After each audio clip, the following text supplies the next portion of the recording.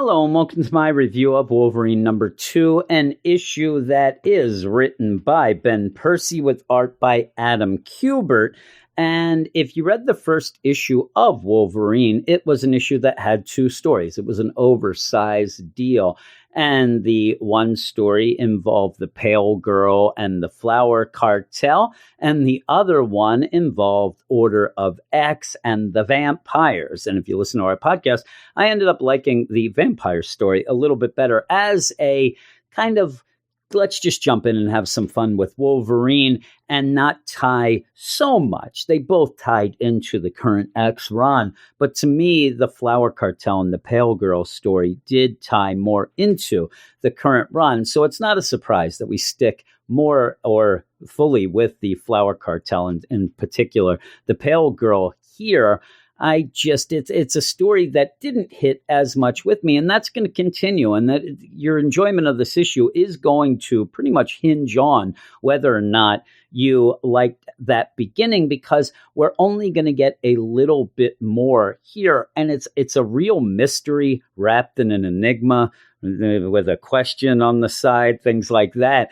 We're not going to get much hard evidence of what's going on with the Pale Girl, which is the big mystery. We do start with the Marauder ship that is going in the ocean, singing along with some songs there. And there's some problems because it seems as if the Pale Girl has arrived and she is influencing most of the crew. In particular, you see Bobby, Iceman, and Storm to kind of steal the petals. And it's kind of a weird thing. That's what they are there to stop.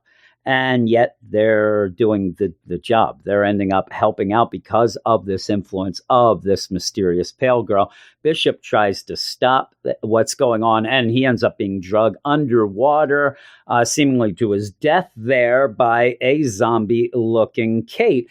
And so you are getting a very horror-tinged comic. That's something that Benjamin Percy is big into. That's his kind of the style of writing that he does best with. So that's good that he's focusing on something that he's good at. It's like the Long a Night, the Wolverine audio drama that then ended up having a comic adaptation, kind of has that horror tinge feel to it with a mystery going on.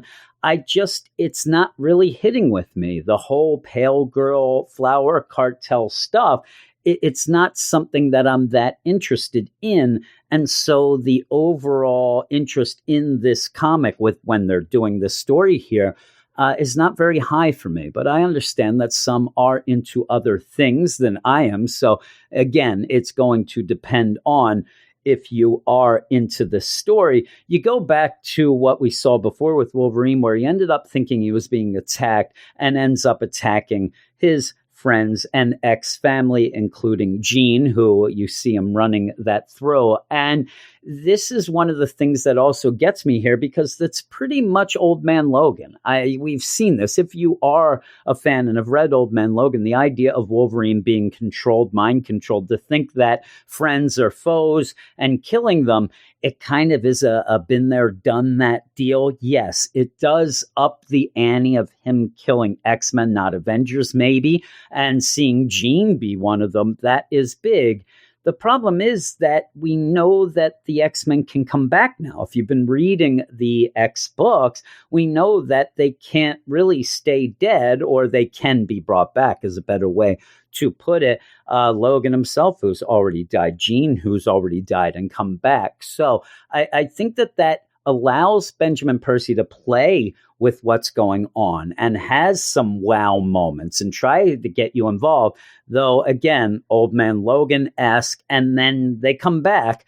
It's just the mystery of who this Pale Girl is and how is she influencing people the way she is doing it. Logan comes back. Healer is talking to him about, you're having the dream again of what happened. We see a little more there in this dream, him getting blasted by Scott, it looks like, but also killing Jean and all that.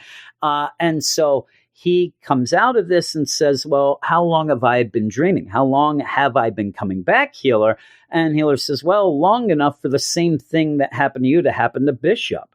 And so we see, and that gives you the idea that what we saw earlier, where Bishop freaked out that other people on the boat were loading up the pedals and stealing and trying to that maybe that wasn't happening, that that's something that was actually going through Bishop's mind. And then he ended up doing what Wolverine ended up. Again, we're going to have to figure out what that is, what the whole pale girl is going on. And one of the ways we're going to do that is with the agent, the CIA agent, Jeff Bannister, who has his partner Meredith, and we're trying to figure it out. And they are the human side of this, trying to figure it out. And Jeff, the CIA agent, Jeff Bannister, he has a little more personal deal in that. But we're seeing that the pale girl is also going and influencing normal, regular humans as well, and making them do awful things, slicing their wrist and then jumping off a balcony or burning their face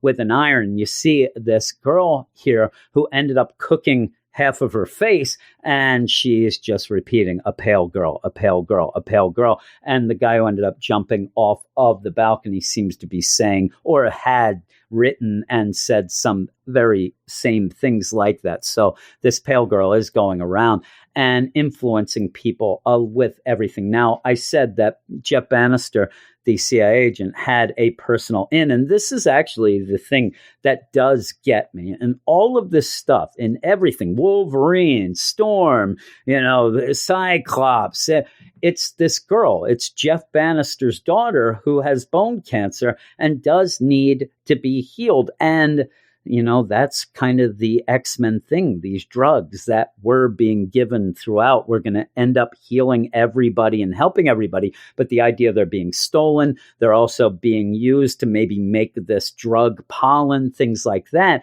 And this poor little girl, she needs to be helped, and even says, promise them, that they'll help me.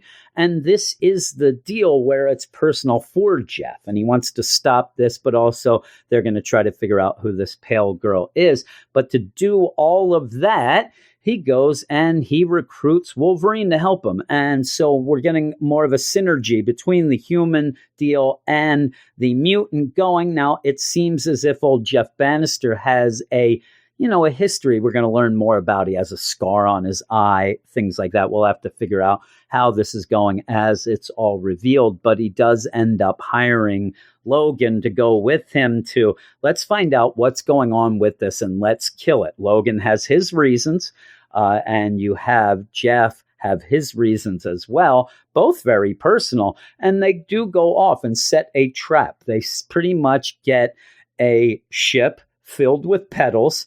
They end up having a psionic damper on it, and all this to pretty much set a trap for the pale girl, the flower cartel, to see what's going on. And as you go, again, a very horror-esque deal, a ship out in the ocean. It's raining. It's an awful storm. At one point, even Jeff says, would have been nice if you would have brought that X-Men that can, do things with the weather. Well, we see she already had problems with all this anyway, but he's like, no, I have to do this alone.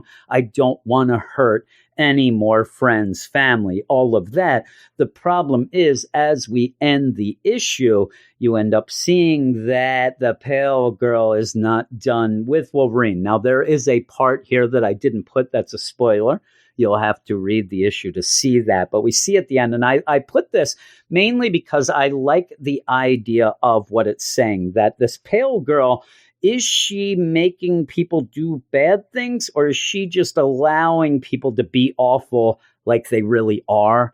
Almost like being on Reddit or Twitter, right? You know what I'm saying? But yeah, by the end of it, I was a little more intrigued for all of it, but it's still not hitting me. I said, I'm not really that down with the pale girl and this mystery and the flower cartel and all of these things. I really just want to see Wolverine be Wolverine. And that is selfish of me, but I'm a selfish guy that way. But yeah, if you're reading all of the X books, this ties right in with it, and it's supposed to. But if you're not reading the X books and just want a Wolverine book, this isn't exactly what I was looking for. We'll see as it goes forward. And with this Corona stuff and the idea of maybe not getting any new comics in a while, it's a shame because this mystery really does base itself on momentum. We'll all have to just reread the first two issues when they do come back. But yeah, overall, I'm still a little bit disappointed, but that's personal. I'm going to give it a 7 out of 10. I like the art for the most part, and the art does fit the style. It does. And Adam Kubert, I mean, does end up having that style that does well with the whole idea of a horror comic. It's just the idea that I'm not necessarily a horror comic fan, and this story isn't hitting as well as maybe the vampire action one that you ended up having Benjamin Percy and Victor Bogdanovich working on in that first issue. And I want to see when we do get to that, if that hits a little more with me continuing. But that is the review. They're a pretty quick one. It's a quick read. If you grab it, let me know what you think. And if you like this video, it'd be great if you liked it down below. Also subscribe to the channel and also look in the description of this and all the videos to find all sorts of links to our stuff that we do at Weird Science. We have a DC and a Marvel website, podcast, all that stuff. So check it out, and thanks, and I'll talk to you later.